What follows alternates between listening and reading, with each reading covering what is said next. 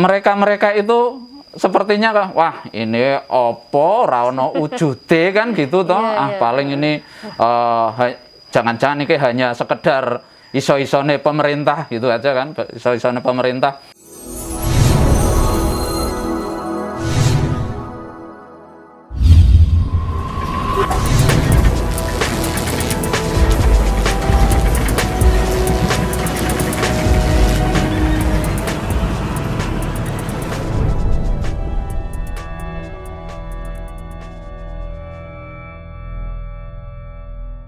Assalamualaikum warahmatullahi wabarakatuh. Healthiest, dimanapun Anda berada, salam sejahtera untuk kita semua. Jumpa lagi bersama saya Mas Sofan di Ngobras, ngobrol santai tentang kesehatan. Pagi ini kita sudah kedatangan tamu. Beliau adalah Bapak Subadi, Sarjana Keperawatan Manajemen Kesehatan ya Pak Badi. Betul Mas Sofan. Selamat pagi. Selamat pagi Mas Sofan. Sehat Pak Badi? Alhamdulillah. Sekarang sibuk apa Pak Badi? Wah gini Mas Sofan, dengan era pandemi yang sekarang kita rasakan bersama, ya, saya atau kami semua teman-teman penyuluh kesehatan itu menghadapi ya tantangan yang cukup berat. Karena apa? Di masa-masa pandemi ini masyarakat kita sepertinya belum siap, karena masyarakat kita itu sudah terbiasa dengan kebiasaan-kebiasaan yang sulit diajak untuk berperilaku sehat. Ya, sebagai contoh begini Mas Sofan. Dengan adanya COVID-19 ini, kita kan harus sebisa mungkin untuk bisa beradaptasi, agar kita bisa mencegah atau agar kita jangan sampai terkena COVID tersebut. Ya, pemerintah sudah menggembar-gemborkan, ayo kita lakukan 5M. Kelihatannya mudah, tapi untuk masyarakat kita itu perlu, saya dan teman-teman sebagai penyuluh itu perlu lebih intensif mengedukasi mereka. Betul Mas Sofan. Jadi mungkin sebenarnya sepele, alah pakai masker gitu loh. Tapi itu sulit untuk masyarakat kita untuk berubah, untuk setiap berkegiatan pakai masker itu sulit. Karena itu biasanya memang tidak pakai masker, kemudian menghirup udara bebas dengan tanpa masker itu memang rasanya beda Pak Badi. Iya, alasannya gitu katanya, wah risih kek, untuk nafas sesek kek ya. Iya, karena memang memasuki hal yang baru dengan perilaku yang baru itu memang ya butuh adaptasi gitu. Proses, iya, butuh proses yang lah, padahal COVID-nya itu kan tidak mau nunggu lama-lama, yang namanya penyakit ya bagaimana dia bisa menyerang kan gitu. Begitu yang secara protokolnya rendah, ya saya rasa itu yang akan lebih mudah terkena COVID itu sendiri kan gitu. Itu sebagai contoh tantangan-tantandangan kita sebagai penyuluh di lapangan dalam masa pandemi semacam ini kan gitu. Healthiest, belum apa-apa sudah langsung ngegas ini ya. Memang Pak Badi ini adalah seorang promotor kesehatan atau penyuluh kesehatan. Jadi beliau memang sudah ahlinya, biasa menyuluh di masyarakat, kemudian memberikan edukasi kepada masyarakat. Jadi memang harus semangat seperti ini. Betul ya Pak Badi ya? Iya, kadang kita bengok-bengok sampai suara kita serak aja, kadang masyarakatnya tidak mau berubah, apalagi kalau kita ya mainnya slow gitu ya, ndak anu toh lah itu. Dengan kembali ke ke masa pandemi ini ya, dengan tuntutan yang harus berubah, harus beradaptasi secara cepat, itu kan suatu tantangan tersendiri, karena kan COVID ini kan kasus baru, penyakit baru. Nah, cara penanganannya, terutama kalau di kita secara promotif preventifnya saja berubah-ubah terus. Iya, dulu muncul, oh cukup yang sakit yang memakai masker. Tapi ternyata dalam perkembangannya, oh ini harus yang semuanya sehat pun harus pakai masker. Itu kita harus mengikuti, oh ternyata tren penyakitnya, penularannya seperti ini. Kita harus selalu mengikuti perkembangan dari penyakit itu sendiri. Dan kita harus menjelaskan ke masyarakat biar masyarakatnya itu tahu. Jadi, dan mau. Iya, betul. Harapannya setelah tahu, oh ternyata penyakit COVID itu ditularkan bisa lewat droplet, makanya harus pakai masker kan gitu. Oh ternyata kalau hanya yang memakai masker itu yang sakit, yang sehat tidak pakai masker, resiko tertularnya masih tinggi. Makanya oh bagaimana kita yang sehat juga harus mau pakai masker. Itu sebagai contoh dari 5M yang kita garap tentang masker saja sudah. Wah. Itu baru satu ya? Iya, baru satu. Padahal ada 4 yang lainnya ya? Iya, ada menjaga jarak, mencuci tangan. Ya. Mencuci tangan sudah dari dulu kelihatannya hal biasa. Kalau dulu mungkin bahasanya adalah wisuh. Nah, wisuh, orang misuh ya, orang ya. Bukan wisuh, ya, wisuh. Ya. Atau wiji. Ya, betul. Jadi di masa COVID ini kan harapannya kita harus perilaku itu lebih ditekankan, lebih intens.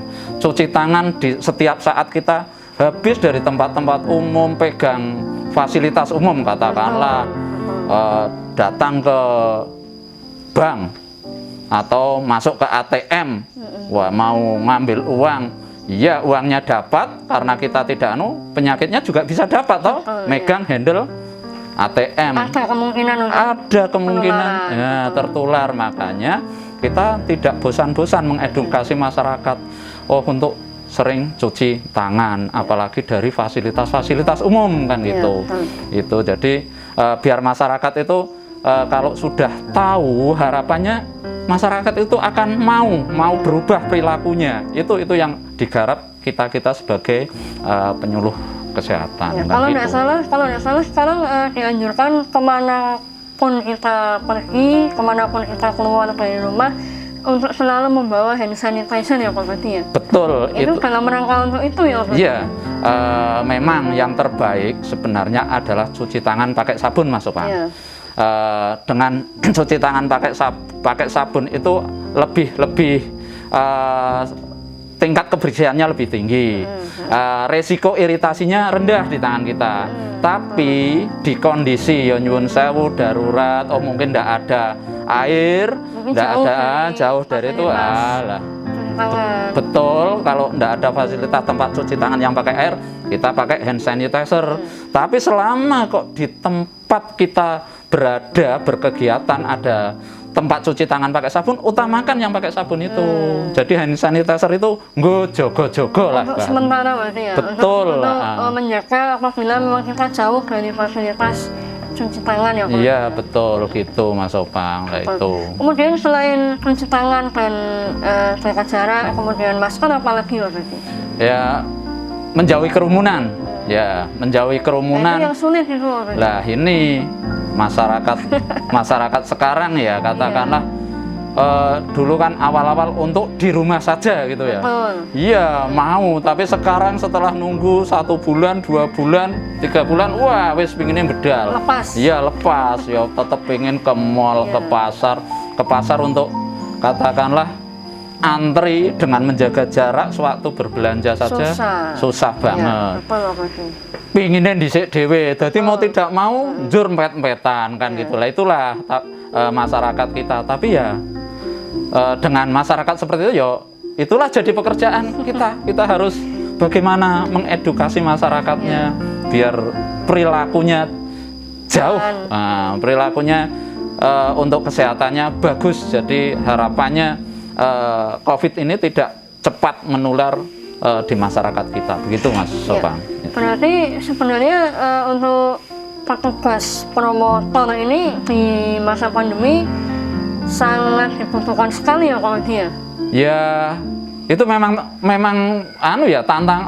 tantangannya lebih berat dengan pandemi ini. Beda ya kalau dulu katakanlah sama-sama kasus penyakit virusnya, katakanlah HIV AIDS, itu kan hanya kalangan tertentu yang Iya, terkena. betul. Tapi kalau ini, Hampir semua. iya, tidak melihat umur, tidak melihat pekerjaan, tidak melihat hobi, tidak melihat, iya kan gitu. Kalau Iya, iya. HIV kan sasarannya kelompok tertentu kan, katakanlah itu lebih ringan kita untuk mengedukasi. Kalau ini bayi saja bisa kena kan. Harus semua ya, Iya, semua harus. kalangan masyarakat. Iya, kita harus bisa masuk di semua kalangan masyarakat, kita mengedukasi bagaimana biar masyarakat itu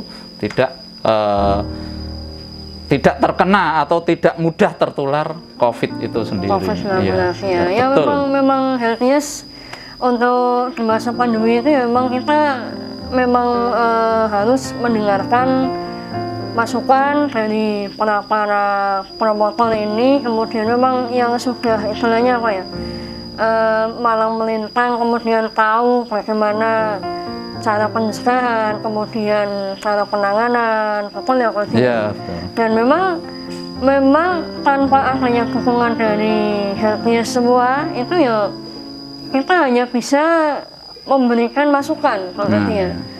Kemudian tinggal selanjutnya untuk proses kehidupan selanjutnya itu di tangan masing-masing personal itu ya Pak? Iya, iya, betul.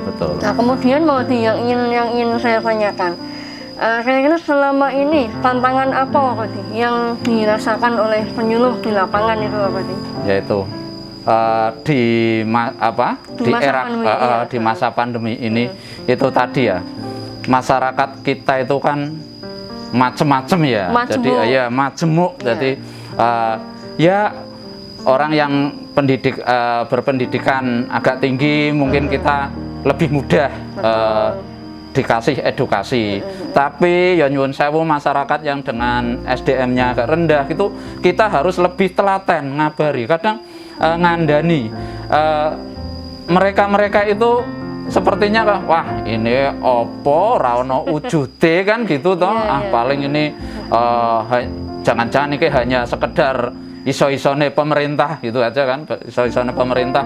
Memang tantangan kami di masa pandemi itu semakin lebih berat karena apa? Jujur, dengan masyarakat kita yang perilakunya sebenarnya masih banyak ya, walaupun tidak semuanya ya, masih banyak yang kurang peduli dengan kesehatannya, ujuk-ujuk ada penyakit yang cara penularannya begitu cepat dan mudah ya. Kalau penyakit yang penularannya sudah melalui droplet atau melalui percikan antar sama itu akan lebih cepat berkembang, kalau kita akan lebih cepat menular ke yang lainnya apabila kita tidak benar-benar prokes kan gitu. Padahal nyuwun sewu dari teori Bloom saja mengatakan bahwa yang menjadikan derajat kesehatan seseorang atau status derajat kesehatan seseorang itu dipengaruhi salah satunya perilaku itu menyumbangkan 30% Mas Opang.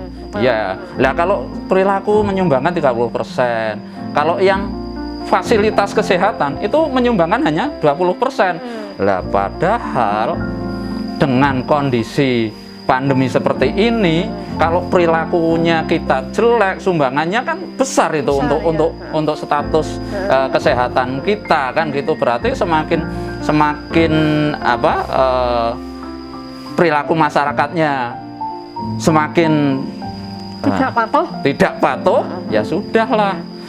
COVID di mana-mana, ambiar kita kan gitu di seluruh wilayah Indonesia. Makanya ini tantangan-tantangan kita, bagaimana masyarakat yang dengan SDM yang bermacam-macam kita bisa masuk di situ mengedukasi. Ya kita cobalah edukasi dari berbagai cara ya, kita bisa langsung ketemu masyarakat.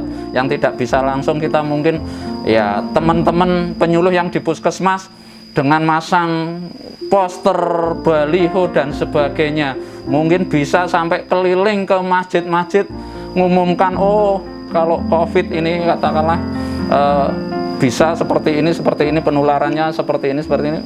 Teman-teman penyuluh di lapangan sampai seperti itu, biar harapannya masyarakat di semua lini, di semua golongan bisa tersentuh, bisa memahami, bisa tahu Iya, betul. tentang COVID ini, Mas Opang. Tapi mungkin gini Pak Pati, karena memang mungkin sifat dasar manusia itu adalah sering lupa, Iya.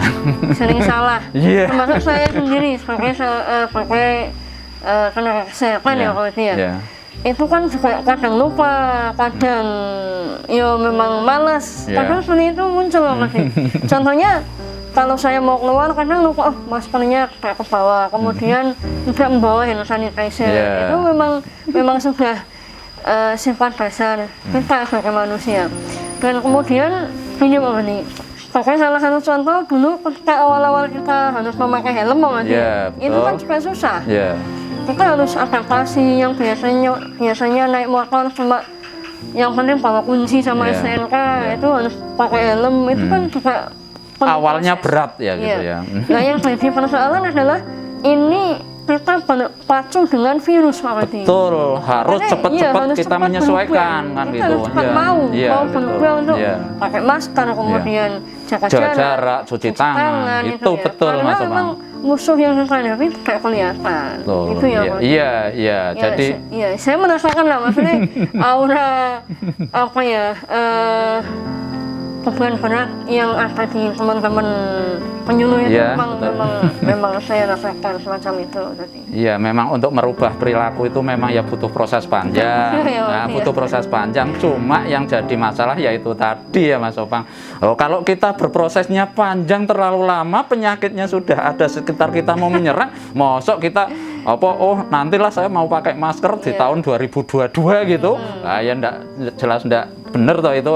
Nah itulah jadi tapi saya yakin teman-teman di lapangan, saya yakin asal kita kok telaten, kita mengedukasi mereka, nanti harapannya mereka juga akan kesadarannya itu muncul. Jadi dengan karena rutinitas kita telaten ngajari itu muncul, sama seperti yang Mas Opan tadi sampaikan. Untuk pakai helm dulu berat sekali, sekarang kalau keluar nggak pakai helm loh rasanya nggak nyaman kan gitu. Sama naik mobil dulu kalau pakai sabuk pengaman rasanya geraknya susah, tapi sekarang begitu naik mobil kok belum ada sabuk pengaman, kok kita rada nyaman malah. Ini kurang. Iya, ini sama nanti juga dengan kalau keluar sudah terbiasa pakai masker, begitu keluar gitu kok enggak pakai masker itu merasa ada yang kurang. Harapannya masyarakat itu akan seperti itu. Ya mungkin perbedaannya tadi itu kita harus lebih cepat mau menerima adaptasi kebiasaan baru itu. Dimanapun berada gitu ya maksudnya. Baik itu di sekolahan, kemudian di masyarakat, kemudian dimanapun. Termasuk ini untuk tingkat level ya maksudnya. Level kan kita sudah level 2 sekarang. Sekarang ya betul Mas Opang. Tapi kemungkinan maksudnya gini, jangan sepele atau mengabaikan dengan prokes ya Mas ya. Karena kita tidak tahu semua di beberapa daerah kasus COVID juga malah ini mulai naik lagi. Ya malah katanya bukan katanya di pemberitaan sudah muncul ini ada varian baru ya, semoga tidak masuk ke negara kita ya. Varian baru ini varian Omikron tidak salah lah itu dari pemberitaan mengatakan kalau itu secara penularannya lebih cepat. Lebih cepat dibanding yang varian dulu, jadi yang Alpha, Beta dan Delta itu tadi. Padahal kemarin Delta kita sudah gelombang kedua itu sudah talang kabut, betul. Sibuk sekali ya. Iya, kita kok bisa dikatakan kocar-kacir lah Mas Opang ya. Tidak hanya di Batang di Jawa Tengah sendiri sempat Pak Gubernurnya juga sempat istilahnya panik lah menghadapi situasi ini kan gitu. Dengan situasi yang seperti ini harapannya masyarakat itu tetap patuh, tetap prokes. Para ahli mengatakan kalau varian yang Omikron ini penularannya cepat, tapi dengan yang sudah divaksinasi ini walaupun tertular tapi tidak akan menimbulkan gejala yang parah. Nah, jadi kita selaku penyuluh juga kita menyampaikan ke masyarakat bagi siapa saja yang belum tervaksin, ayo ndang segera vaksin. Kita tumbuhkan kekebalan di diri kita masing-masing, karena kekebalan itu salah satunya bisa dimunculkan dengan vaksinasi Vaksin. itu, Mas Opang. Lah, seandainya kita tidak berharap ya Omikron masuk ke Indonesia, kalau memang dari penelitian mengatakan kalau sudah tervaksin itu gejalanya akan lebih ringan, ya seandainya kok masuk ke Indonesia, seandainya kita kena, walaupun kita tidak berharap ya, setidaknya tidak bergejala sampai berat, Iya, apalagi betul. sampai meninggal kan Iya, gitu. iya. Itulah kira-kira Mas Opang tantangan-tantangan yang dihadapi para penyuluh. Para penyuluh di Iya, lapangan ya, Coach. di lapangan Ya, begitu. Healthiest dimanapun Anda berada, mungkin kalau bisa kami simpulkan untuk obrolan kita hari ini adalah memang untuk penyuluh atau promotor kesehatan ini sangat diperlukan di masa pandemi ini ya, Coach ya. Iya. Karena memang penyuluh ini ya memang fokus di pencegahan dan promosi bagaimana cara hidup yang sehat, kemudian berperilaku yang benar, itu ya, Coach ya. Iya. Jadi kan harapannya kan mencegah itu lebih baik, Mas Opang, Iya. daripada mengobati Iya, kan gitu loh. betul. Masyarakat kita Mencegah, jangan iya. sampai kena COVID. Ya, jadi cegah jangan sampai kena COVID. Iya. Nah, kalau kena COVID kan sudah repot semua, Mas Repot Opang. semuanya ya.